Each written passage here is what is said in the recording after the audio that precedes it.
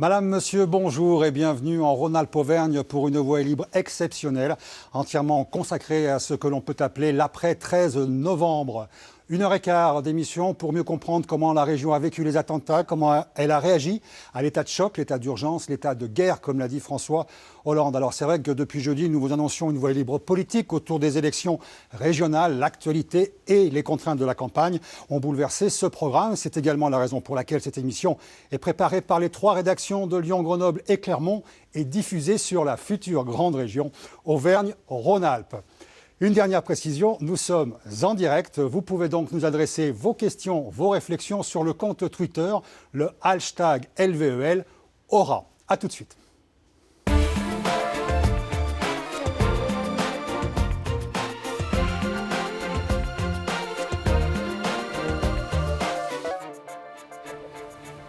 « 130 morts, plus de 350 blessés. La France, notre région, ne sont plus les mêmes depuis cette nuit d'horreur de vendredi dernier. L'ampleur du carnage, les cibles visées, une salle de spectacle, les terrasses de café, les abords d'un stade. Jamais nous n'avions connu une telle catastrophe, une telle attaque, une telle blessure. L'émotion, Antoine, tout au long de cette semaine, a été immense et générale. Oui, Christian, les réactions ont été multiples, beaucoup de rassemblements, beaucoup de déclarations. Et puis, comme le symbole d'un pays à la fois chaos mais toujours debout, ce silence partagé. C'était lundi à midi précise, un peu partout en France, un peu partout en Auvergne, un peu partout en Rhône-Alpes et bien sûr aussi sur notre antenne. Je vous propose d'observer d'ores et déjà 7 minutes de silence en hommage aux victimes des attentats terroristes à Paris.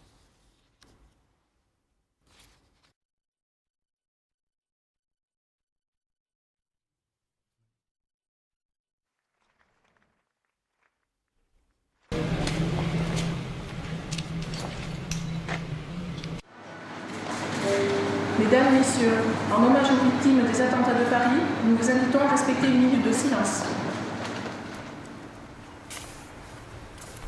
Alors après le silence, place à la parole. Quel sentiment, quelle réaction, quelle attitude pour cet état d'urgence qui vient d'être prolongé pour 3 mois? Les réponses avec nos premiers invités, Antoine. Oui, un premier plateau sur lequel nous accueillons d'abord Madame Liliane Daligan. Bonjour Madame, Bonjour. Vous êtes psychiatre, experte auprès de la Cour d'appel de Lyon. Monsieur Awès Séniger, professeur à Sciences Po et spécialiste des filières djihadistes. Et Yannick Biancheri, vous êtes policier, membre du syndicat Unité SGP Police. Merci à tous d'être là. Une première question d'abord, juste en quelques secondes, en quelques mots, je voulais vous demander quelle a été votre réaction lorsque vous avez appris la nouvelle vendredi dernier, Madame Daligan? Eh bien, je crois que j'ai été comme tout un chacun, abasourdi, sidéré. J'ai même cru que c'était une plaisanterie quand j'ai vu apparaître, tout d'un coup, j'ouvre ma télévision, je vois le président parler d'attentats à Paris, parler d'état d'urgence, et j'ai cru que c'était une parodie. Pour moi, c'était tellement irréel, alors que pourtant, je pensais qu'il y aurait des attentats dans la mesure où je me occupe du terrorisme depuis des années, où je fais partie du conseil d'administration du Fonds de garantie terrorisme, et on savait bien qu'il y aurait des attentats. Eh bien, tout en étant préparé, je crois que j'ai été bouleversée et que le monde a changé, c'est vrai. Il y a un avant et un après, pour les victimes, mais aussi pour chacun d'entre nous. Monsieur Biancheri? Je dirais stupeur, effroi, mais peut-être à contrario de la plupart des concitoyens, peut-être pas d'étonnement. Pourquoi? Parce que c'est un amalgame de choses et surtout, alors après j'aurai le temps de le développer peut-être après, c'est surtout les moyens que l'on demande depuis un certain temps et on voit le résultat maintenant de nos alertes que l'on a. En fait, le sentiment, ça y est, c'est arrivé en fait. Ça y est, c'est arrivé. On le dénonçait, bon, on l'a vu, on était en état d'alerte déjà depuis les attentats de janvier, mais voilà, on a dénoncé, on a obtenu certaines choses, mais comme je vous pourrais le développer tout à l'heure, je vous ai dit, l'arrivée sur la République et l'arrivée concrète de ces moyens, on les attend encore. Monsieur Séniger, vous êtes spécialiste des filières djihadistes notamment. Plus précisément de l'islamisme, j'ai été sidéré et j'ai eu, à vrai dire, la nausée au sens propre comme au sens figuré. J'ai été pris vraiment de stupéfaction par des scènes absolument horrifiques. Alors avec nous également en duplex de Clermont-Ferrand, Mathias Bernard, président de l'université Blaise Pascal, université directement touchée par les attentats puisque l'une des victimes, Mathieu Giroux, qui était enseignant à l'université, a passé plusieurs années à Clermont-Ferrand. Monsieur Bernard, bonjour. J'imagine que quand on est directement touché, quand on a une personne directement touchée, l'émotion est là, la stupéfaction et l'horreur est encore plus grande. Oui, tout à fait. Alors c'est vrai que bon, nous avons su simplement 2 jours après, seulement dimanche matin, que Mathieu Giroux effectivement faisait partie des victimes. Donc c'est vrai que dans un premier temps, comme je crois tous vos invités, je crois que c'est la stupeur qui l'a emporté.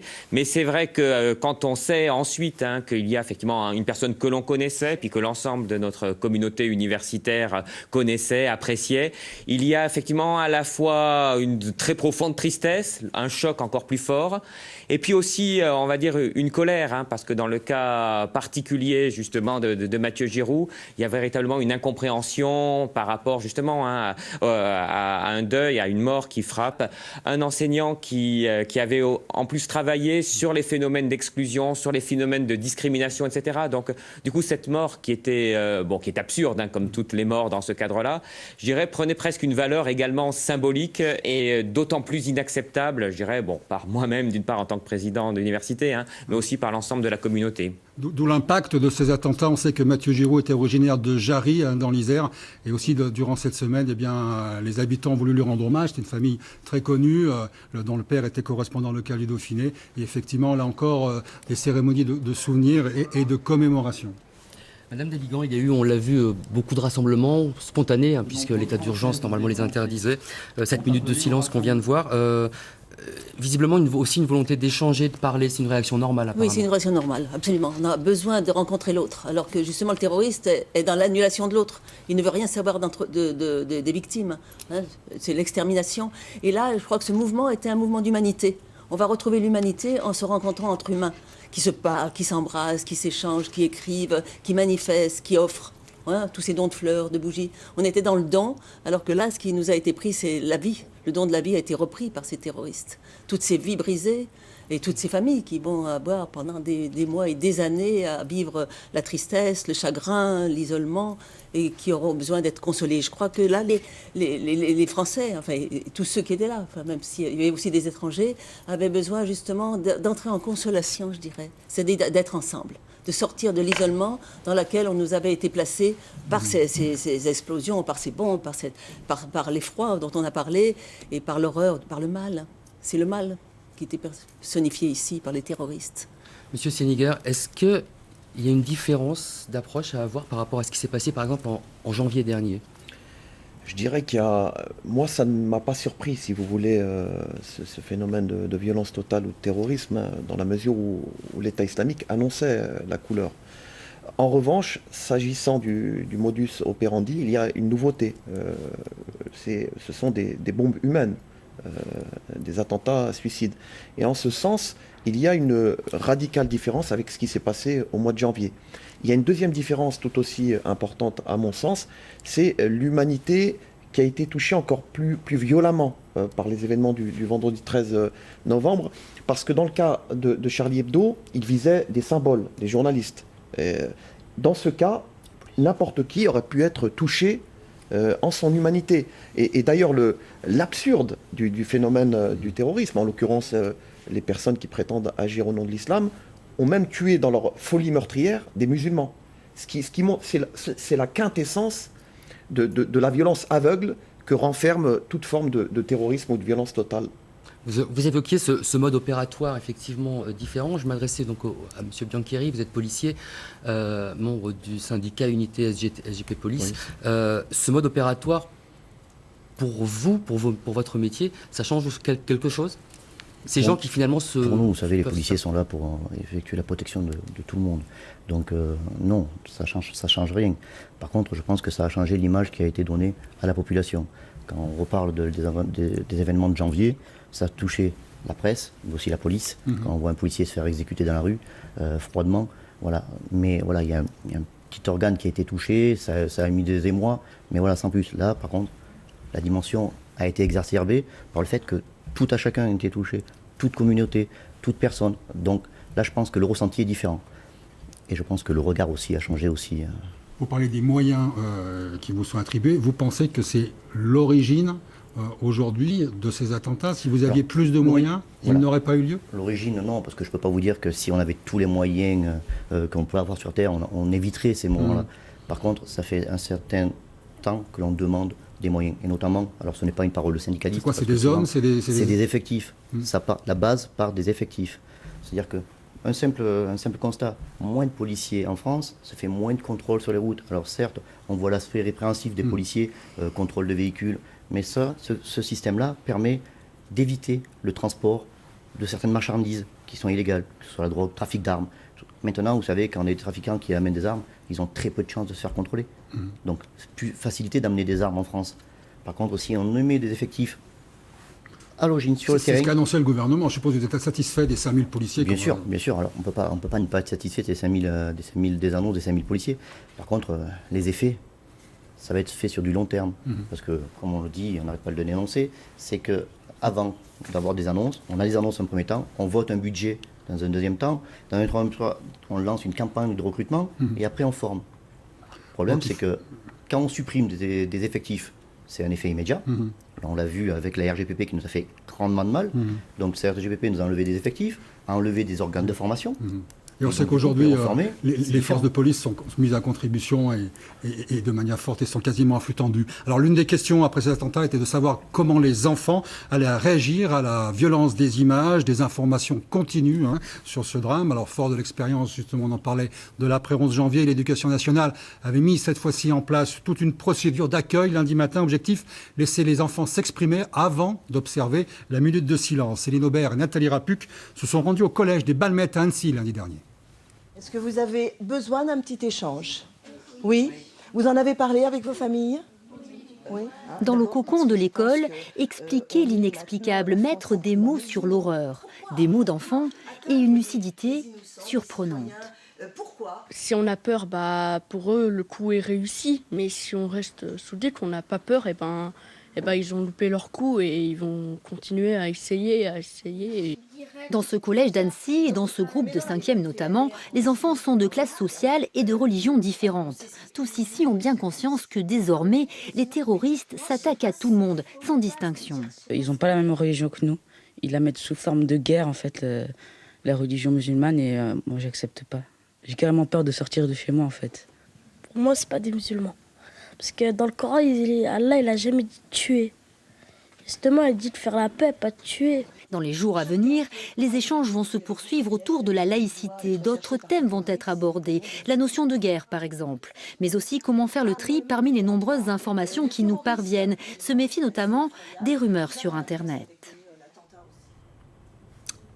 Madame Daligan, pour rebondir sur ce qu'on vient de voir, je voudrais vous citer un écrivain nord-irlandais originaire de Belfast, Robert McLean Wilson, qui disait dans Les Inrecuptibles, votre droit de vivre, parlant de notre monde, votre droit de vivre dépend de la tolérance de ceux qui pourraient être tentés de vous en priver, de leurs caprices depuis toujours, tel est désormais votre monde. Ne vous inquiétez pas, vous vous habituerez. Va-t-il falloir s'habituer à un autre monde? Oui, c'est bien la question essentielle. Je dirais, mon mouvement serait de dire, j'espère que non. Nous n'allons pas nous habituer au terrorisme, à la violence, parce que c'est une forme de déshumanisation pour tout le monde, pas seulement pour les terroristes, mais c'est leur opération. Il y a une logique implacable chez le terroriste, vraiment implacable. C'est vraiment du côté de la déshumanisation, de l'extermination. On voit bien que les terroristes sont, comme vous l'avez dit, aveugles, mais ils sont sourds et muets.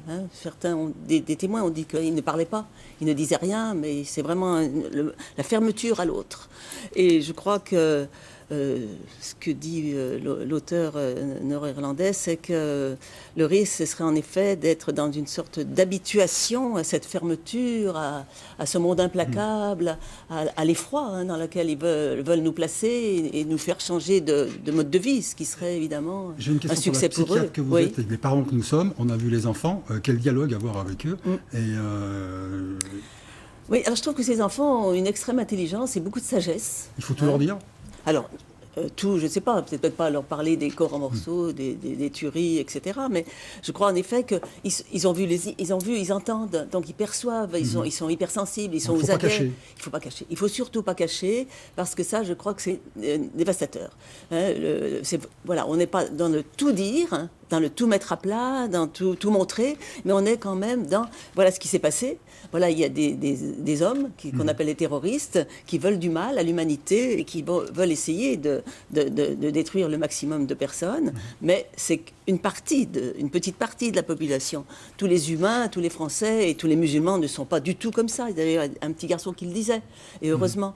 Donc il faut, je dirais, raison garder. Il faut parler en termes mesurés, simples, adaptés bien sûr, mais il ne faut sûrement pas bêtifier en disant que ça ne nous concerne pas, que il ne faut pas non plus faire la morale, et il ne faut pas non plus terroriser. Les enfants peuvent être terrorisés très vite. Je parlais de nous parents, nous citoyens, Monsieur Biancheri, comment on doit réagir par rapport à ça? On sait que l'état d'urgence est instauré. À quoi il faut s'habituer, justement?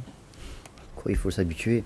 À peut-être plus de ressenti, plus d'acclimatation avec la police, plus de donner des renseignements à la police, parce qu'on était jusqu'à maintenant, jusqu'avant les attentats, peut-être avec une forme de pueur, ou de pas oser, ou ça se fait pas, de signaler, d'aviser. Voilà. Et la police est friande de tous ces renseignements qu'ils peuvent nous donner, parce qu'on n'a pas les oreilles, on n'a pas les yeux de partout, et on a besoin aussi d'avoir de temps en temps des renseignements. Il y a une personne à tel moment, il y a un colis là, voilà. Et ça, je pense que on l'a vu depuis les attentats, on a eu une forme d'abondance d'appels pour nous signaler ça, un tel fait, il y a eu telle personne, j'ai croisé telle personne. Mais ça, c'est précieux, notamment pour tout ce qui est service d'enquête. Et ça, voilà, je pense que là, on est peut-être à un tournant où la population sera plus apte à aller vers la police. Il y a eu beaucoup de manifestations de sympathie aussi pour les forces de l'ordre. Déjà, il y avait eu en janvier, mais... Alors c'est sûr que jusqu'à maintenant, on retenait l'aspect répréhensif des policiers. Voilà, on me contrôle, on me verbalise. Voilà, des réflexions, on en avait, hein, vous n'avez rien d'autre à faire. Enfin, voilà. C'est vrai que depuis janvier, cet aspect a changé, cette vision a changé. On est plus avec on vous remercie. On prend plus le côté, et le vrai côté de la police, le seul côté, c'est l'aspect sécuritaire, protecteur de la population, et non pas répréhensif. Alors, il y a beaucoup de choses qui se sont passées dans la rue, mais aussi il y a beaucoup de choses qui se sont passées sur les réseaux sociaux.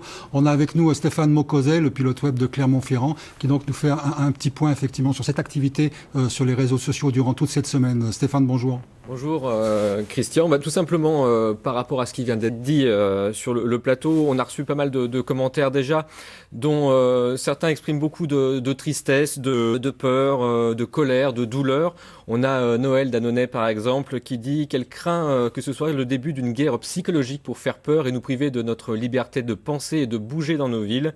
Unissons-nous tous, quelle que soit notre couleur ou notre croyance, dit-elle. Et puis Georgette de Saint-Martin-d'Air qui elle ressent beaucoup de colère et de douleur. J'ai des enfants et des petits-enfants, j'ai peur pour eux. Si seulement les États s'unissaient pour détruire ces fous, ces criminels comme les nazis autrefois. On ne guérit pas de ces traumatismes, nous dit-elle, et on attend vos commentaires, vous le voyez, ça s'affiche actuellement sur l'écran, LVEL Aura sur Twitter, on attend vos réactions en direct, les questions éventuellement que vous voulez poser aux intervenants, aux invités sur le plateau. Merci Stéphane, à tout à l'heure.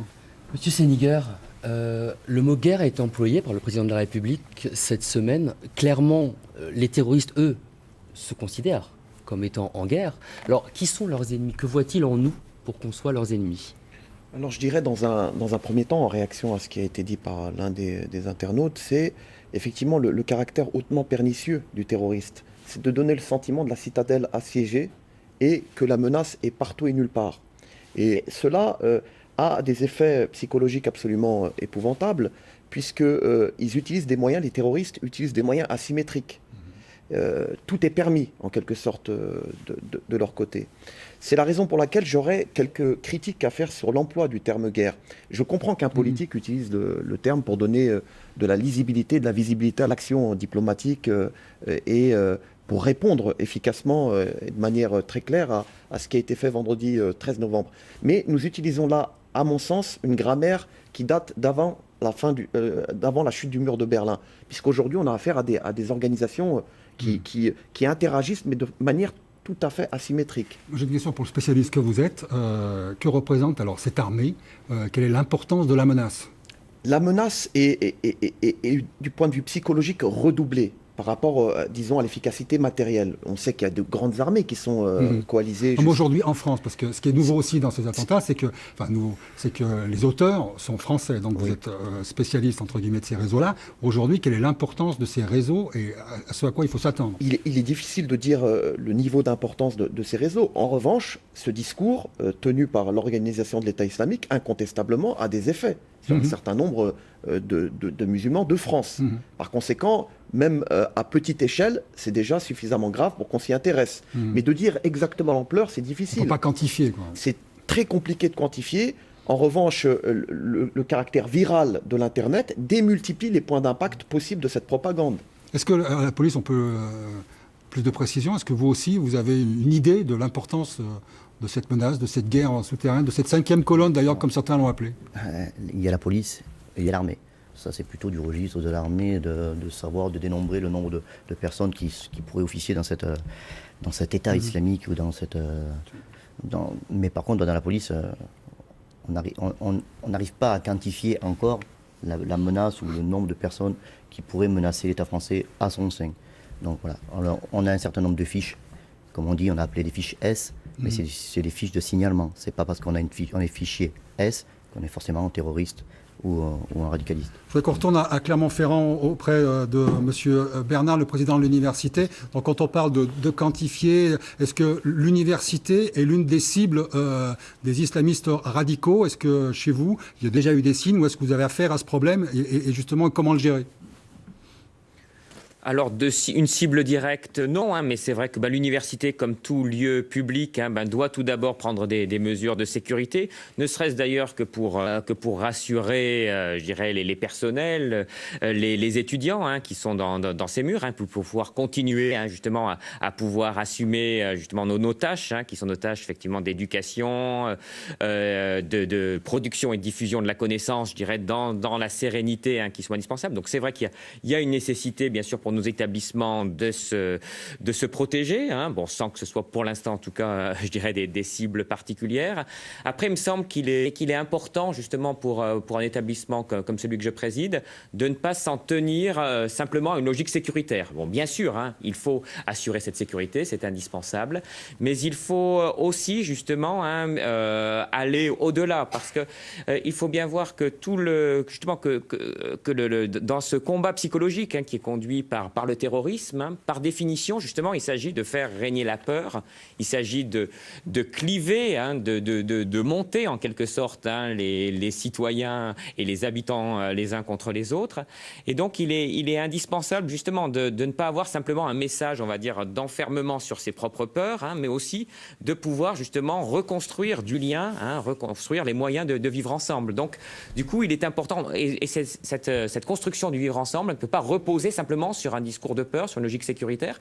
Donc c'est pour ça effectivement que l'université, elle doit aussi justement pouvoir continuer à produire de la connaissance. Elle doit aussi contribuer justement à ouvrir l'esprit des jeunes gens d'une part, mais aussi du grand public justement, ouvrir l'esprit à l'autre, aux différences de culture. Je crois que c'est important en quelque sorte à ne pas se focaliser sur ces questions bien sûr de sécurité qui sont indispensables mais pas suffisantes pour répondre au terrorisme. Merci.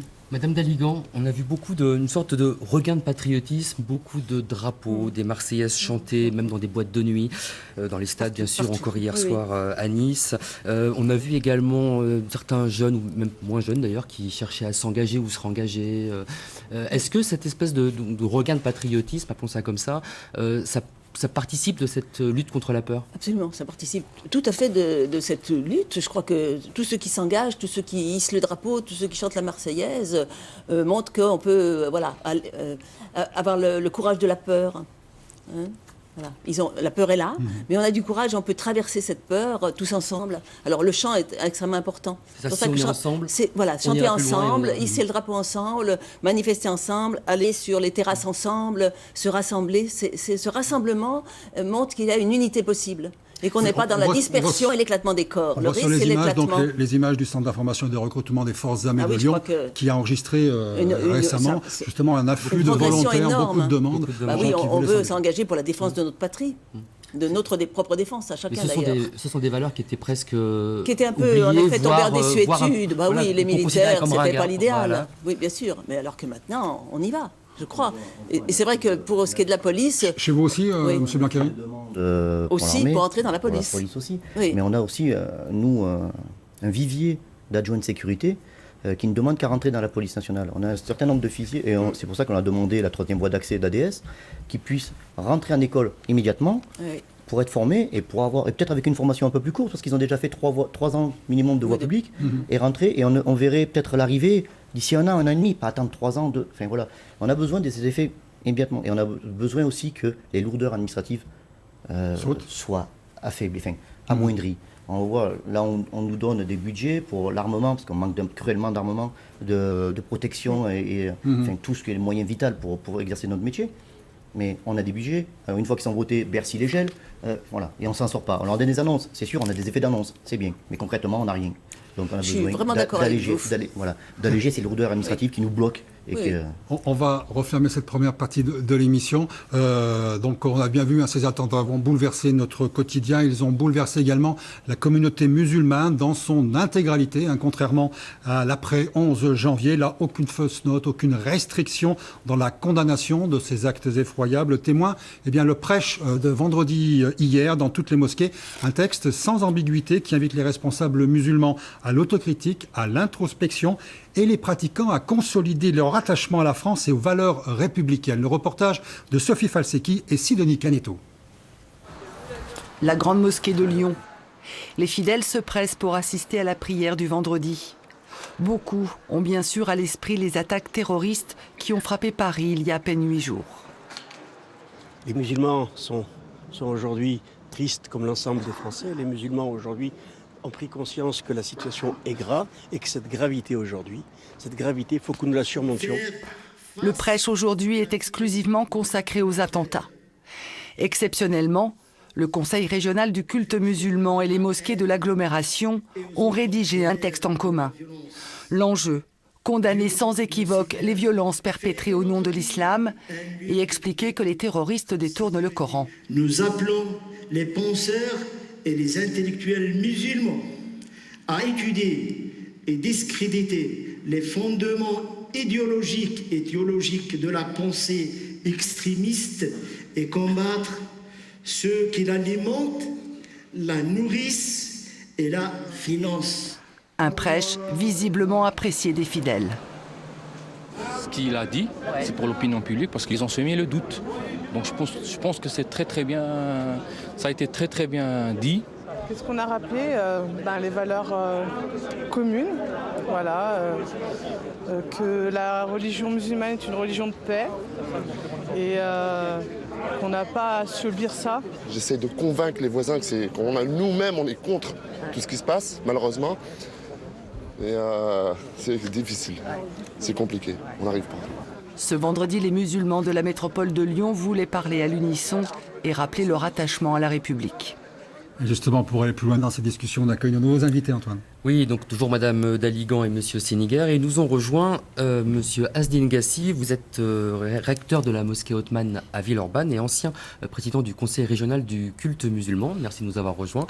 Avec nous également Hassen Bouzgoub. Vous êtes directeur du plateau, lieu socio-culturel et sportif du quartier Mistral à Grenoble. Merci à vous également. Ma première question sera pour Monsieur Gassi. Ne perdons pas de temps. Vous appelez à une autocritique. C'était, il n'y avait pas le choix. Il fallait y aller. Oui, dans ce prêche, nous avons appelé les musulmans et notamment les responsables musulmans. Je parle des imams, des recteurs de mosquées, mais même des éducateurs, parce qu'on n'en parle pas souvent. On se focalise sur les imams, on ne parle pas suffisamment des responsables d'associations et des éducateurs sociaux, parce que toutes les mosquées, il y en a 250 dans la région Rhône-Alpes, 250 lieux de prière, pratiquement dans toutes les mosquées, il y a une école qui reçoit des enfants chaque jour. Chaque week-end, j'étais avec des enfants de 10 à 13 ans avant de venir ici à ce plateau et j'ai discuté justement avec eux de ce qui s'est passé. J'aurais posé une question très simple. Est-ce que vous êtes capable de dénoncer une personne dont vous êtes sûr qu'il a un discours radical ou radicalisé ou qu'il est capable de faire des actions de violence? Et j'étais surpris que tous, à l'unanimité, ils ont dit qu'ils étaient prêts à le dénoncer. Je pense qu'on est passé à une autre époque. Je pense que vous avez relayé, et vous dites aussi aux musulmans, dénoncer, il faudrait trouver peut-être un autre terme, parce qu'il a une telle connotation dénoncer, en tout cas signaler, n'est pas anti-musulman. En tout cas, dire à ces gens-là que ce qu'ils ont fait, c'est mal pour eux, pour leur famille, pour la société et pour le pays dans lequel ils vivent et dans lequel ils vont peut-être mourir. Moi, quand j'entends autocritique, est-ce que derrière, il y a mea culpa? Bien sûr, mais il n'y a que pas sur le fait qu'il y a un certain nombre d'institutions qui ne jouent pas suffisamment leur rôle aujourd'hui. On parle beaucoup de la formation des imams aujourd'hui. Je pense que la formation des imams, ce n'est pas la solution, c'est une des solutions possibles. Et c'est dans ce sens que moi j'en veux un petit peu aux politiques aussi. À chaque fois qu'il y a des élections, on parle de la formation des imams, que la France devrait prendre ses responsabilités. Mais nous savons aussi que c'est des paroles qui ne sont pas suivies d'actes. Et aujourd'hui, moi je les appelle à mettre en application ce qu'ils nous demandent. Et il est temps que les imams de France soient formés en France. Il est temps que les imams de France parlent en français. Il est temps que les imams de France puissent maîtriser parfaitement le contexte dans lequel ils vivent, c'est-à-dire les réalités sociales, économiques et politiques des musulmans de France. Ça devient une condition pour pouvoir exercer son métier d'imam en France. Mais cela étant dit, ce n'est pas la seule solution parce que notre problème, ce n'est pas les discours qui sont portés par les mosquées, même s'il y a des discours radicaux, mais je pense que c'est anecdotique. Tout ce qui se passe, la radicalisation se fait à l'extérieur de la mosquée, des mosquées, et tout le monde le sait aujourd'hui. Parce que vous aviez dit il y a quelques mois dans une interview au journal La Croix que les mosquées étaient un rempart contre la montée de l'islamisme. Mais ça se passe à côté. Je pense que les mosquées et les écoles de langue arabe et d'éducation islamique pourraient être un facteur de déradicalisation aujourd'hui, à condition que l'on sache ce que les enseignants et les éducateurs, quel type d'islam, quelle lecture de l'islam, quelle traduction de l'islam en prendre à nos enfants. Je pense que ça peut être un facteur de déradicalisation, effectivement. Monsieur Bouzgoub, vous êtes acteur socioculturel donc, dans le quartier Mistral. Un quartier dit sensible de Grenoble. Justement, vous, comment vous réagissez? D'abord, est-ce que vous êtes confronté, vous, à travers vos activités, parfois à des tendances, à des mots, peut-être, qui ne sont pas forcément bien expliqués? Oui, alors, nous l'association que je dirige, on est confronté à des jeunes, bien sûr, parce que c'était un équipement jeunesse, on a beaucoup de jeunes, et c'est tout ce qui nous arrive actuellement. Nos jeunes, ils sont traversés par des questions énormes. Et ce sont des jeunes issus beaucoup de l'immigration nord-africaine, entre autres, avec une culture musulmane. Automatiquement, et français de papier et de cœur, parce que souvent, on leur envoie le côté administratif français. Vous êtes né en France, vous êtes né en France. Il serait bon qu'on leur dise un jour, vous êtes français de cœur et de valeur. Et que... Alors, automatiquement, on a nos jeunes qui sont traversés par ces questions-là, et de savoir comment on est dans une culture du modèle. Souvent, et parfois sur les territoires comme les nôtres, on a des bons modèles et on a des moins bons modèles. Et les modèles, parfois, qu'on essaie d'avoir, nos jeunes, ils se construisent une personnalité par rapport à ce qu'on leur envoie, les représentations qu'ils en ont. Et aujourd'hui, quand j'entends monsieur l'imam de Villeurbanne parler comme ça, c'est évident que nos jeunes, ils ont besoin d'avoir ce type de discours, de ce type de cadre de référence pour se structurer et commencer à comprendre. Parce que comprendre, nos jeunes ont besoin de comprendre. Ce qui arrive sur ces événements, c'est qu'on ne comprend pas ce qui se passe. Et donc, ne pas comprendre, ça entretient la peur. J'avais une question personnelle pour vous, parce que lui a parlé des travailleurs sociaux et de leurs responsabilités avec une autocritique. Est-ce que vous aussi, vous rejoignez ce sentiment d'autocritique en disant, moi, acteur qui connais bien ces enfants-là, j'ai laissé passer trop de choses, où j'ai été un peu laxiste, où j'aurais pu, où je pourrais faire quelque chose pour empêcher ce genre de dérive? Ce genre de dérive, nous, on n'est pas préparés au départ, on n'est pas préparés. Au niveau d'un métier d'animateur ou d'éducateur, quand ça nous arrive, quand ça nous tombe dessus, pour être tout à fait direct, on n'est pas préparé déjà au plan personnel. Donc il y a un temps pour digérer au plan personnel ces événements-là, ce choc qu'on a personnel, pour après rebondir et savoir comment faire en sorte que les jeunes qu'on a en face de nous répondent à des questions, construire une réponse qui soit cohérente et qui dépasse l'émotion et le fait personnel de ce que ça nous renvoie. Ça, c'est évident que là, on a un travail à faire, au même titre que les imams. Je pense que dans nos métiers d'éducation, on a aussi un travail à faire sur toutes ces questions d'interculturalité, le fait religieux, l'éducation populaire. Ça, on a souvent cloisonné ces aspects-là, et peut-être que le temps est venu d'ouvrir ce débat et de ne pas avoir peur du fait religieux, d'en parler, parce que parler, ça permet, je le répète, de comprendre. Et comprendre, ça permet justement de se positionner et d'être fort dans ses valeurs. Ah ouais, Séniger, justement, vous vouliez réagir peut-être à M. Gassi tout à l'heure. Je pense que dans la suite de ce qui vient d'être dit, je dirais qu'il faut répondre en 3 points. Le premier point, c'est que la question de la radicalisation est une question collective. Tout le monde est concerné. Les instances de socialisation, l'école, les familles, les réseaux de sociabilité, les pouvoirs publics. Le second point qu'il est important aussi de marteler, c'est le fait que ces individus radicalisés évoluent à la marge de 2 communautés. La communauté nationale, dans le fait qu'ils sont en rupture avec les citoyens ordinaires, mais aussi en rupture avec les communautés musulmanes, puisqu'on a remarqué la plupart du temps que ces individus évoluent à la marge des mosquées. Donc on ne peut pas faire ce continuum systématique entre la mosquée et le passage à l'acte violent. Le 3e point, c'est de rappeler également qu'il existe dans certaines mosquées de France un imaginaire social violent qui est entretenu. Quand vous utilisez systématiquement ou souvent des catégories telles que kafir, kuffar, mécréant, etc., vous entretenez ce bon gré mal gré ce contexte de violence. Et à mon avis, il faut systématiquement tenter de rappeler ces 3 points pour éviter de faire une hyper-focalisation sur, je dirais, les domaines du religieux proprement dit. Monsieur Gassi, est-ce qu'il y a des signes annonciateurs, on va dire, d'une dérive, et si oui, lesquels? Il y a des signes sur la lecture de l'islam. C'est le travail que l'on est en train de faire aujourd'hui. D'ailleurs, c'est parmi les choses dont on a appelé les responsables musulmans à assumer leurs responsabilités, c'est de construire un contre-discours pour faire face à cette lecture radicale, littéraliste des textes fondateurs de l'islam. Je pense que c'est un travail extrêmement important, et je rejoins ce qui a été dit, dans le sens où aujourd'hui, la responsabilité, elle est collective. C'est pourquoi, à la fin du message, nous avons dit que aujourd'hui, devant cette tragédie nationale, nous n'avons plus le droit de penser seuls, sans les autres. Nous n'avons plus le droit de réfléchir seuls, sans les autres, et encore moins contre les autres. C'est ensemble, les uns contre les autres, que nous devrions travailler, de trouver des réponses à tout ce que nous sommes en train de vivre aujourd'hui. Alors là, encore une fois, les réseaux sociaux ont relaté énormément de sentiments, et notamment au sein de la communauté musulmane. Stéphane Mokose, il y a eu notamment une vidéo qui a fait le buzz toute cette semaine.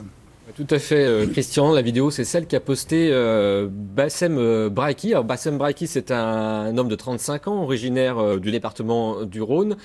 Et il a posté une vidéo le 18 novembre. Et cette vidéo a été vue depuis plus de 6 millions de fois sur sa page Facebook. On va en écouter un petit extrait. Écoutez, il appelle les musulmans, en fait, à prendre à bras-le-corps le problème de la radicalisation. À tous les musulmans de France, protégeons notre belle religion. Allons traquer ces imposteurs qui se font passer pour des musulmans en tuant des gens. Ça, je vais vous dire une chose, c'est pas les autorités qui vont faire le ménage, c'est pas la DGSI, c'est pas le renseignement, c'est pas tout ça, c'est nous musulmans qui allons à la mosquée, qui allons à la Gémoura, nous musulmans qui prenons les valeurs de la République. C'est à nous de faire le ménage. Alors, cette vidéo a reçu un accueil plutôt favorable, on l'a dit, sur les réseaux sociaux, plus de 6 millions de vues, sauf que du buzz au bad buzz, il n'y a parfois qu'un pas. Certaines vidéos sont ressorties de Bassem Braiki hier, le site Metro News s'en est fait l'écho, notamment ressortant de récents accrochages entre le blogueur et plusieurs jeunes femmes. Bassem Braiki n'aime visiblement pas trop le phénomène des beurettes. Il leur a fait savoir dans des termes parfois misogynes, parfois insultants, voire violents. La rédaction de Metro News a contacté le Bassem Braiki qui a assumé ses propos et précisé qu'il pouvait être violent dans les mots, mais jamais dans les actes. Merci Stéphane. J'ai une question que j'adresse un peu à tout le monde. Là, on parlait d'Internet. Ce qui séduisait les candidats au djihad à une époque, c'était le côté un peu humanitaire, on va aider les enfants en Syrie. Depuis, toujours via Internet, on sait que c'est l'horreur. Des scènes de décapitation et autres. Qu'est-ce qui continue à séduire? Je m'adresse un peu à tout le monde, je ne sais pas qui a envie de répondre à cette question. Oui. Moi, Comment mon premier mot, ce serait la violence. Ce qui séduit là, c'est la violence. Il y a une fascination pour la violence, pour le meurtre, pour le viol, pour la décapitation, pour tout ce qui est extrême. Je crois qu'il y a quelque chose là, une recherche de sensations fortes. Ils se shootent à la violence. En particulier en Syrie, mais chez nous aussi, ce sont vraiment... Alors, jusqu'à se faire exploser soi-même. Comme c'est tout le danger de la toxicomanie, qui est toujours sur le fil du rasoir, et il y a la vie et la mort, et je crois qu'ils sont allés du côté de la mort pour eux-mêmes aussi, pour la plupart, hein, pas pour tous, mais quand ils se font exploser, ils savaient aussi qu'ils étaient en risque de mort, et je crois qu'on peut aller jusque-là, quand on est dans ce shoot extrême, où ils ont vécu des sensations extrêmement violentes, mais qui leur donnaient l'illusion d'exister. Je crois que enfin, je vois pas... Enfin, il y a sûrement d'autres thèmes que vous allez aborder. Moi, je dirais qu'il faut être attentif aux concepteurs, aux idéologues, ceux qui produisent cette littérature. Et ce qui frappe, c'est l'usage, l'utilisation et l'instrumentalisation du conflit syrien. C'est-à-dire le fait que Bachar al-Assad décime sa population, notamment la majorité sunnite, et que cette majorité sunnite, finalement, ne suscite pas d'intérêt particulier, notamment en France, puisqu'on s'intéresse effectivement aux minorités qui sont victimes des exactions de l'État islamique, mais très peu des communautés sunnites victimes des bombardements quotidiens de Bachar al-Assad. Et l'État islamique, dans sa stratégie opportuniste, utilise ces images horrifiques pour en quelque sorte exhorter les musulmans à se racheter une identité fantasmée, valorisée à travers le combat contre tous ceux qui soutiennent Bachar al-Assad, objectivement ou subjectivement. Monsieur Gassi, vous parlez d'interprétation des textes. Est-ce que le Coran est violent? Est-ce qu'on peut facilement interpréter les textes? J'ai entendu un jeune enfant tout à l'heure rappeler un verset coranique qui est très important et sur lequel nous nous sommes appuyés pour rédiger le texte. Qui tue une vie humaine a tué toute l'humanité. C'est un verset coranique. Et qui sauve une vie a sauvé toute l'humanité. Je même dirais, ça c'est une parole de Dieu, c'est une parole coranique. Il y a même une parole du prophète. Qui tue un juif parce qu'il est juif, ou qui tue un chrétien par la simple raison qu'il est chrétien, mourra comme adversaire le jour du jugement dernier. C'est un verset, c'est une parole du prophète, ou alors ne sentira pas le parfum du paradis. Monsieur Gassi, les djihadistes citent des passages du Coran pour justifier leurs actes. C'est une instrumentalisation de ces textes. C'est des personnes qui n'ont rien à voir avec ces textes fondateurs de l'islam et qui ont d'autres choses à régler. La question, est-ce qu'il y a, pas édulcoré, mais est-ce qu'il y a révisé le Coran? Non, pas révisé, c'est une lecture. Le Coran, c'est le Coran. C'est un texte qui existe depuis 14 siècles et personne parmi les musulmans... Donc il n'y a pas de phrase purement violente? Il y a le Coran, il y a la lecture du Coran. Il faut revoir la lecture du Coran, adapter le texte au contexte dans lequel nous vivons et essayer de faire en sorte que les responsables musulmans, notamment les imams, ils aient cette double compétence, la compétence des textes et la compétence du contexte. Ça devient une condition sine qua non pour pouvoir parler pour les musulmans et pour les non-musulmans aujourd'hui en France. Anthony, les doigts qui se lèvent. Ce que je voulais dire, c'est parce que, pour aller dans la continuité de ce qui est dit, c'est que souvent ces jeunes-là qui partent dans ces aventures, parce que pour eux, il y a un côté aventurier au départ. Ils découvrent, j'ai envie de dire, le Coran chemin faisant, c'est-à-dire qu'ils s'inventent, ils sont dans des parcours de vie où ils vont de rupture en rupture, et tout d'un coup, ils tombent face à des gens où on leur dit le moment il est venu que tu construis quelque chose dans ta vie. Et on va les guider à travers cette radicalisation que tout le monde évoque, mais quand ils arrivent, ils sont mûrs pour ça, pour tomber dans ce piège. Mais ce piège, avant qu'ils tombent dans le piège, il y a tout un parcours. On parlait des frères Kouachi et de leur parcours, ces jeunes... C'est la question que j'allais vous poser. Est-ce qu'il y a une porosité entre la délinquance et le djihadisme? Si on reprend les frères Kouachi, les pupilles de la nation, nés en France, qui ont traversé tout le système éducatif français, bien pris en charge, que le système éducatif français est bon, mais malgré tout, on arrive en bout de course à des jeunes qui tombent dans ces pièges-là, et qu'après, quand ce jeune est là et qu'il est manipulé, utilisé, parce qu'on lui invente une vie, parce qu'on ne lui a pas proposé de projet de société en amont, la question de se poser les bonnes questions, elle est ouverte à tout le monde. Les imams, bien en effet, les chercheurs, les acteurs opérationnels que nous sommes en bas de l'échelle, au niveau du terrain, mais il faut comprendre que il arrive en bout de course. Et avant d'être au bout du chemin, il s'est passé justement un chemin assez long. Et chacun doit revisiter un peu le parcours de ces jeunes. Parce que malgré tout, ces terroristes français nés en France, il faudrait qu'un jour on se pose la question de savoir comment. L'État islamique d'abord est une double aberration. Une aberration historique, puisque le suicide n'était pas pratiqué aux plus lointaines origines de l'islam, et une aberration coranique, puisque dans un verset coranique, il est rappelé que le suicide est formellement proscrit. Wala taqtulu anfusakum innallaha kana bikum rahima, pour la référence exacte. Le second plan, c'est, on pourrait caractériser le parcours de ce qu'on appelle, à mon avis, de façon inopportune, un djihadiste. C'est la rencontre entre une trajectoire, un contexte, des circonstances objectives, par exemple les événements tragiques en Irak et en Syrie, et la propagande. Et l'amalgame de ces trois ingrédients produisent du djihadisme ou de la violence totale au nom de l'islam. Il nous reste 10 minutes avant le journal de midi. Est-ce qu'il peut y avoir une marche inverse à la radicalisation? Une déradicalisation, M. Gassi? Ben c'est ce dont on parle aujourd'hui. Il faut faire tout. À l'issue du prêche du vendredi hier, il y a un jeune qui est venu me voir, mais il dit: est-ce que vous envisagez de mettre en place des espaces de déradicalisation? Il me dit: c'est pas à l'imam de le faire, c'est pas à la mosquée de le faire. Je pense que c'est à toute la société de le faire. Et je rejoins ce qui a été dit tout à l'heure, c'est que nous sommes tous responsables de ce qui se passe. C'est pas la mosquée. La mosquée est loin. Les mosquées sont pour la plupart perçues aujourd'hui comme des. Vous savez ce on parle de notre mosquée, on dit c'est un centre culturel, c'est plus une mosquée parce qu'on parle pas du djihad. C'est des mosquées bisounours dans le sens où on ne porte pas le discours des djihadistes, etc. La responsabilité, elle est collective. Et je voudrais juste aussi ne pas oublier le contexte international dans lequel nous vivons. C'est très très important parce que les musulmans sont sensibles à ce qui se passe en Irak, sensibles à ce qui se passe en Afghanistan, en Libye, sensibles au problème palestinien aussi. Et je pense que ce problème, la résolution de ce problème au niveau international est une des réponses possibles à ce que nous sommes en train de vivre actuellement. Monsieur Gassi, avez-vous le sentiment parfois, lorsque vous avez affaire à des jeunes radicalisés, d'avoir affaire à une dérive, ce qu'on appelle sectaire, puisqu'il y a eu beaucoup de comparaisons? Effectivement.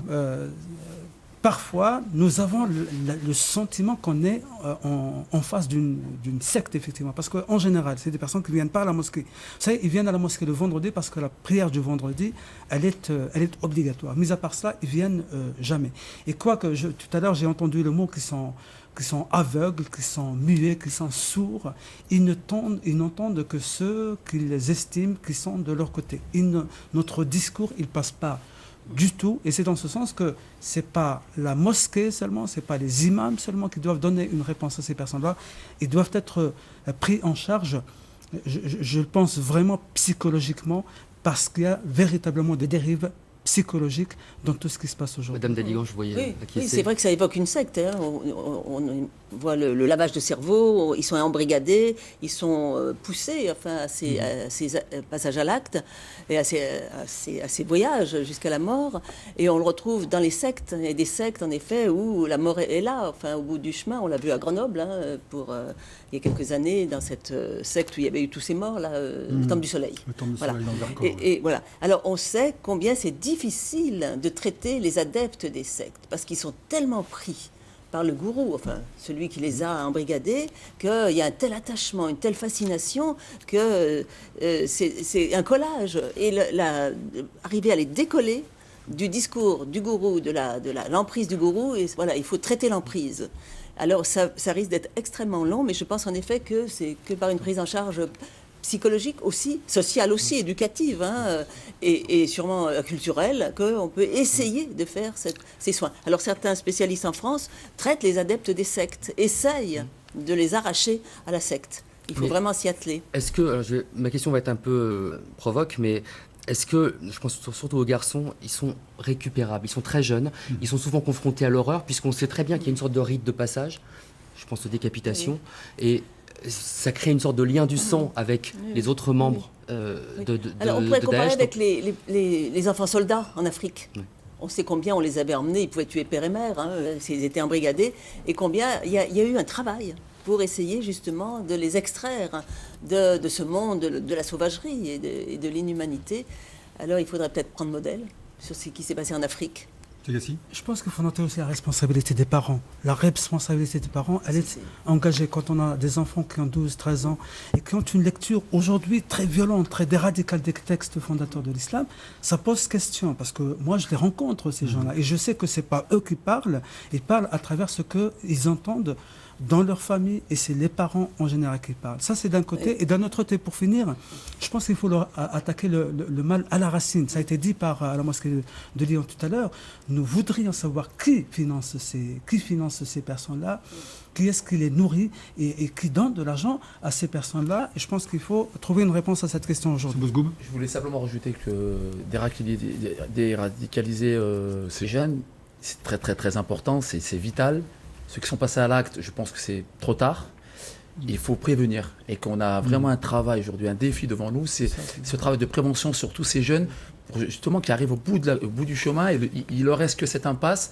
Et là, on doit travailler. Et c'est pour éviter justement d'ouvrir, peut-être que des centres, il en faut, je ne sais pas comment sont les méthodes pédagogiques à l'intérieur, mais on ne peut pas proposer à des jeunes aujourd'hui en disant que la solution, ça va être des centres pour vous ramener avec nous. Il faut avant qu'ils comprennent tout de suite, ces jeunes, qu'on est ensemble, que cette société, elle leur offre des perspectives.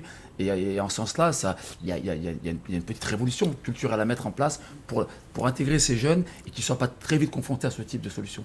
On va retourner à Clermont-Ferrand pour retrouver Mathias Bernard, et donc qui s'occupe d'un ensemble, la communauté universitaire. Comment vous inscrire, vous, dans ce combat sur la déradicalisation, en tout cas la lutte contre la radicalisation? Je crois que cette lutte, elle peut effectivement prendre deux formes. Tout d'abord, effectivement, une dimension vraiment culturelle qui est de rappeler justement quelles sont les normes du vivre ensemble auxquelles nous sommes attachés et qui renvoient d'ailleurs effectivement aux valeurs républicaines et à leurs fondements historiques, sociologiques. C'est-à-dire comment quand même la société française s'est construite au fil des siècles justement dans le cadre du respect du pluralisme, du respect aussi de la diversité, mais autour quand même effectivement de valeurs qui sont communes et qui permettent justement à chacun finalement d'avoir sa liberté d'expression et sa liberté d'opinion et de manifestation. Est-ce qu'il y a d'ores et déjà des mesures prises, Monsieur Bernard, est-ce qu'il y a d'ores et déjà des mesures prises ou des directives, entre guillemets, du ministère là-dessus ? De directives, disons que nous, le ministère nous demande en quelque sorte, et à juste titre, de continuer précisément à faire ce travail justement d'éducation, y compris d'ailleurs via la formation des enseignants, qui ensuite justement sont amenés à intervenir auprès des publics plus jeunes, justement pour bien continuer à travailler, et notamment sur la question de la laïcité, parce que quelque part on voit bien que pour répondre, si vous voulez, à une logique terroriste qui est une logique d'exclusion, il faut que l'on puisse avoir une vision de la laïcité et plus largement de la société qui soit effectivement une vision inclusive. C'est quelque chose qui me semble essentiel. Je suis également historien et je vois bien que la question, elle n'est pas simplement une question de nature religieuse. On a beaucoup parlé effectivement de religion, d'islam. Je demande de conclure en 30 secondes. Débat.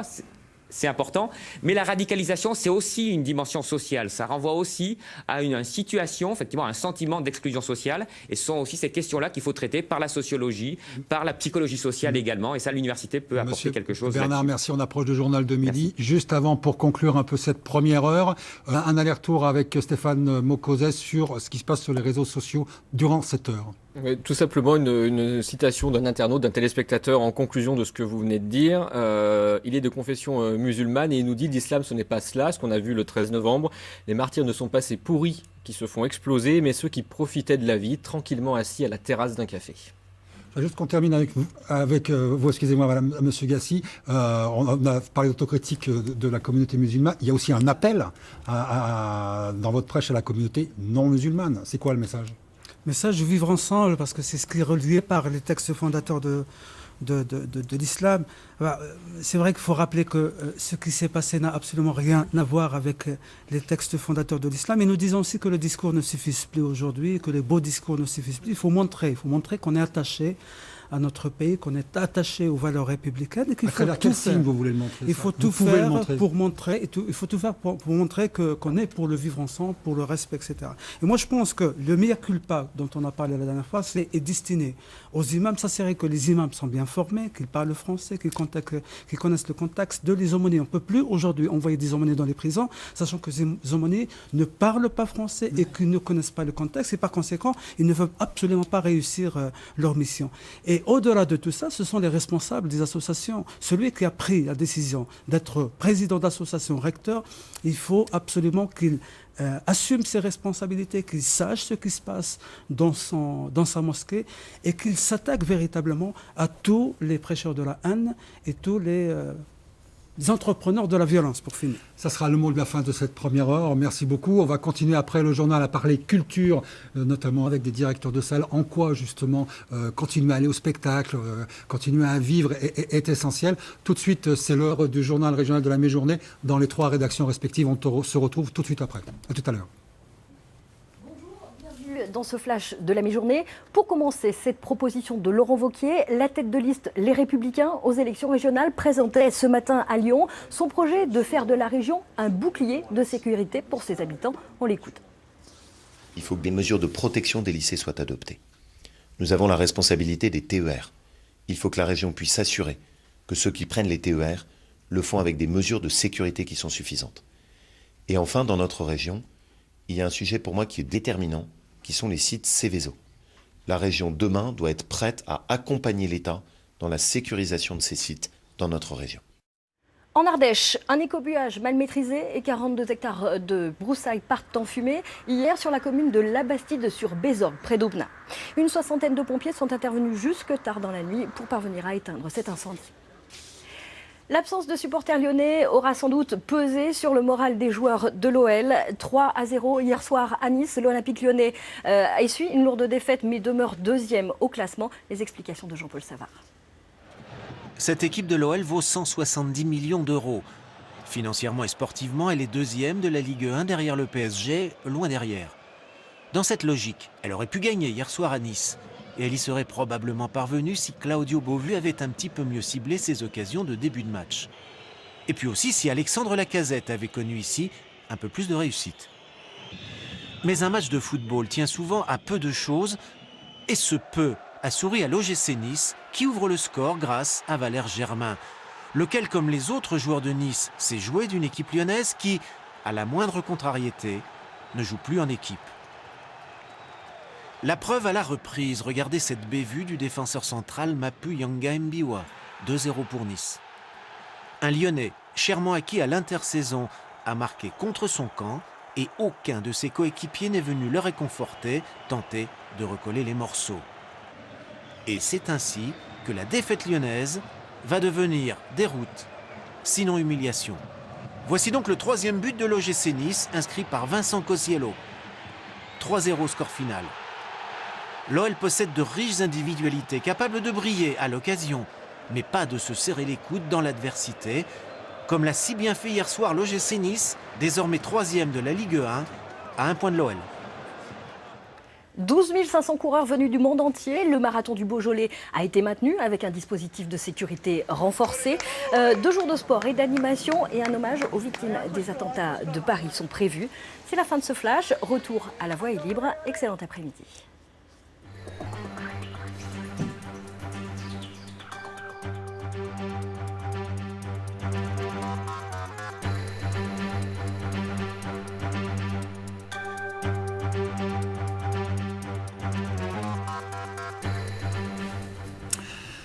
Reprise donc de La Voix est libre, émission spéciale consacrée à l'après 13 novembre et donc après l'état de choc, l'état d'urgence, l'examen de conscience réclamé par les musulmans. Il reste une question, comment lutter contre l'obscurantisme? Et peut-être la réponse, c'est justement à travers la culture avec nos invités, Antoine. Oui, pour notre 3e plateau, toujours Madame Liliane Daligan et Monsieur Hassan Bouzgoub. Et nous accueillons Claudia Stavinsky, donc directrice du Théâtre des Célestins à Lyon. Merci de nous avoir rejoints. Beaucoup d'appels sur les réseaux sociaux à sortir, occuper les terrasses de café, aller au concert de rock ou ce que vous voulez. C'est la suite logique de ce qu'on disait précédemment. C'est la vie reprend de toute façon. La vie est là. Vivons, sortons, courage. Voilà, il faut absolument que la vie continue.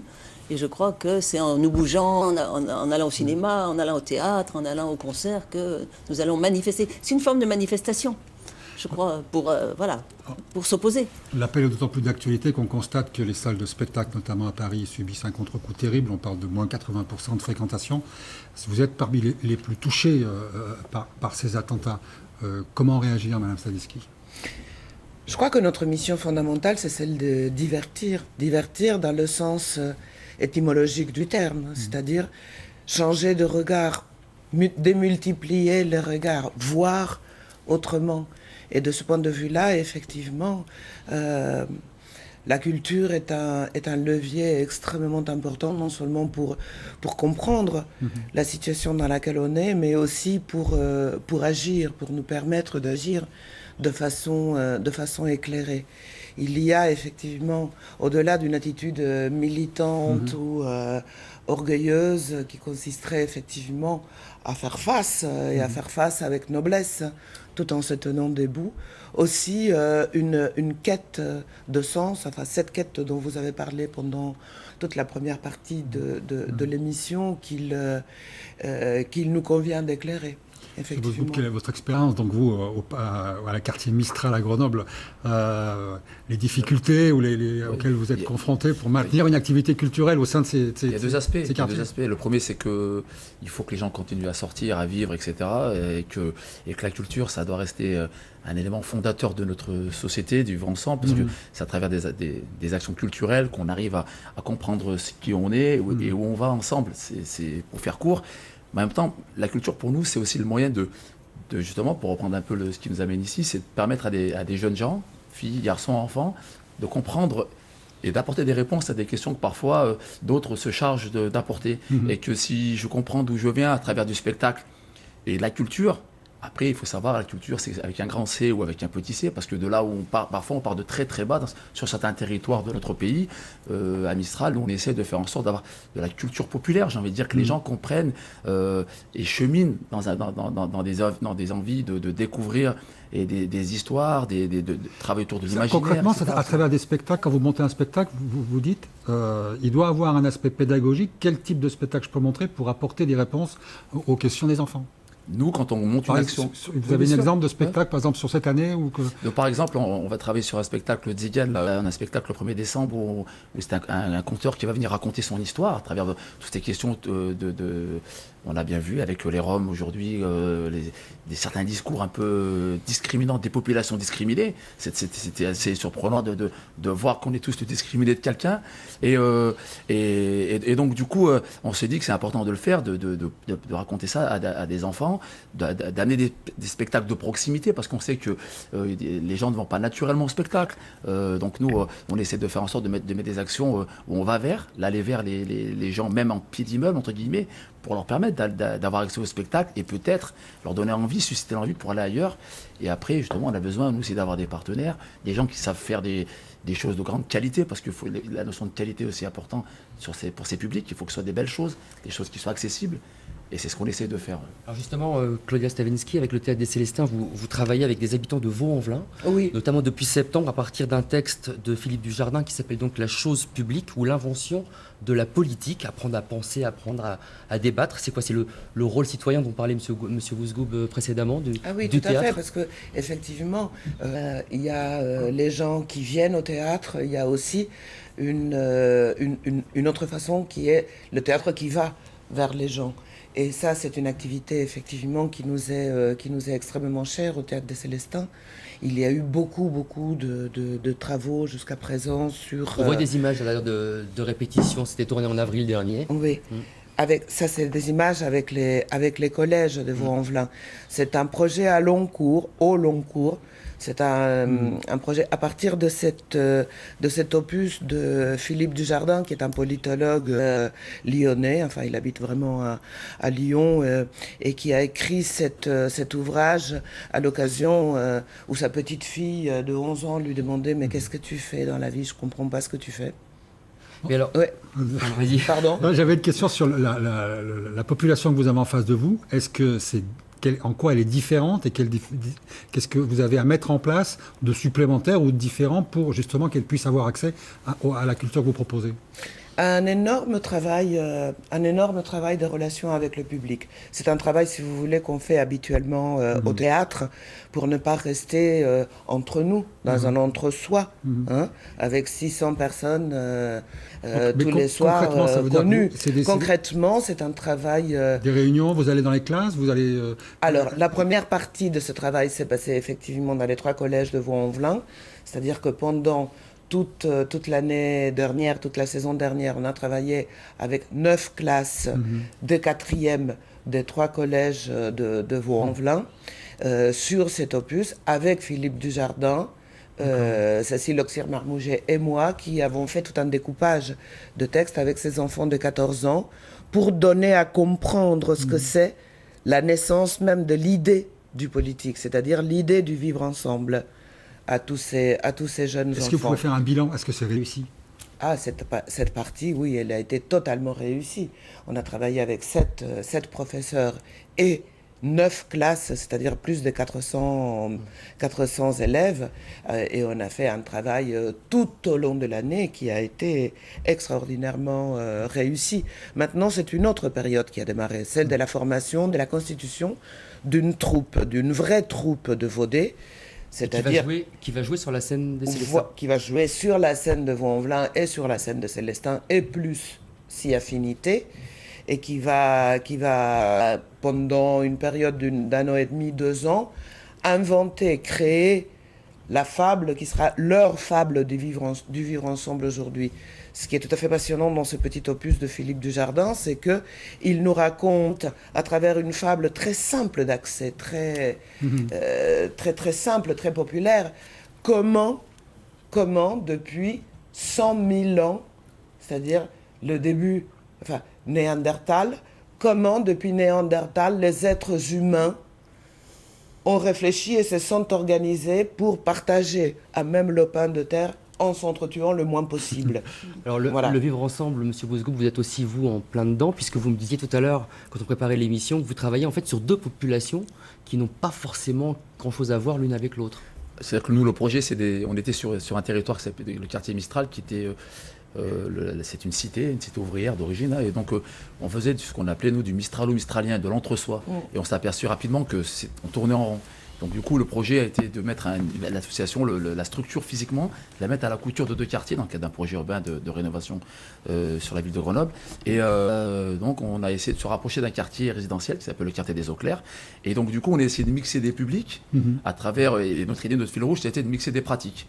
Plus on a de pratiques différentes et variées, plus on aura du public. Et après, c'était de passer du vivre ensemble au faire ensemble. Parce que l'idéal, c'est de faire des choses ensemble, plutôt que d'être les uns à côté des autres et de croire qu'on vit ensemble, en vérité, en faisant pas grand-chose ensemble. Et là encore, quel bilan vous pouvez faire? Est-ce que c'est réussi? Parce que les intentions sont bonnes, mais concrètement sur le terrain, est-ce que ça marche?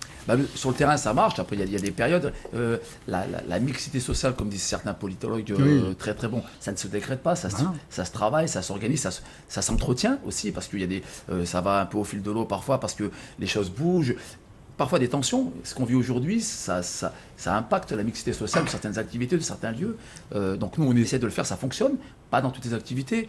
Et par contre, si on reprend la culture, tout ce qu'on appelle la culture urbaine sur ce type de quartier-là, peut-être qu'il est temps aussi aujourd'hui de la revisiter, de l'intégrer. Alors ça se fait à certains endroits, avec la culture classique d'aujourd'hui, et peut-être qu'il y a des allers-retours à faire entre justement ces 2 mondes culturels qu'on a parfois opposés, parfois ignorés. Regardez les réseaux sociaux et puis des discours qu'on peut entendre de certains jeunes. C'est aussi une revendication de cette culture urbaine, peut-être de la rapprocher de la culture dite classique ou traditionnelle. Et que là, nous, notre métier, la mixité, c'est aussi de travailler les 2. Et puis qu'est-ce que ça veut dire, ça marche? Ça veut dire comment vous pouvez mesurer si ça ne marche pas?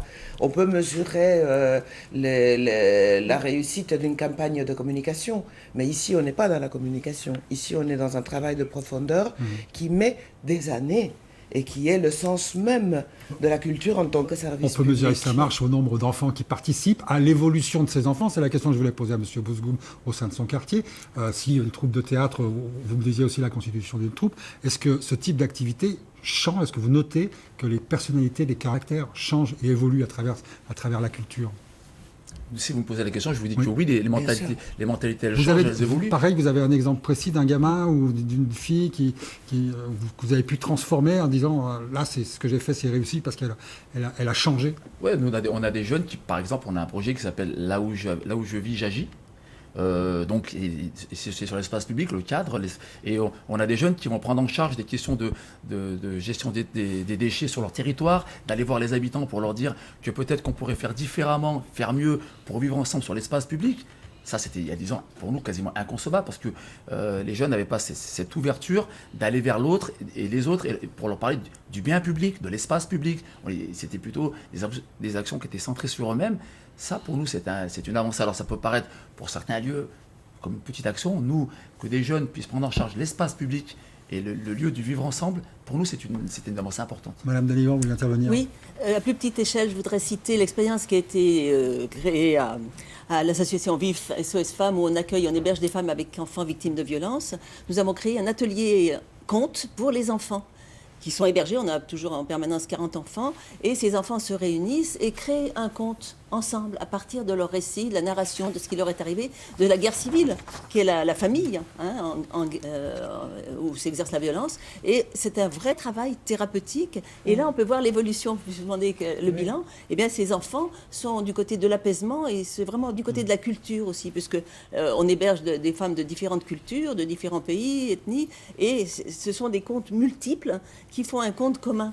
On retrouve la communauté humaine. Alors, on avait aussi créé, excusez-moi, une association qui s'appelait Conciliabule, où les femmes hébergées pouvaient aussi faire un travail culturel et artistique. Et c'est à propos des déchets. Une année, elles avaient créé à partir de déchets des chaises, des sièges tout à fait extraordinaires, d'une beauté magistrale, admirés par les enfants de ces femmes victimes, et qu'on avait d'ailleurs exposées à la Biennale de Lyon, place Bellecour. Elles étaient d'une fierté. Voilà. Elles retrouvaient vraiment la valeur humaine qu'elles avaient perdue sous l'effet de la violence. Et tout à fait parallèlement, effectivement, il s'agit aussi de les faire venir au théâtre.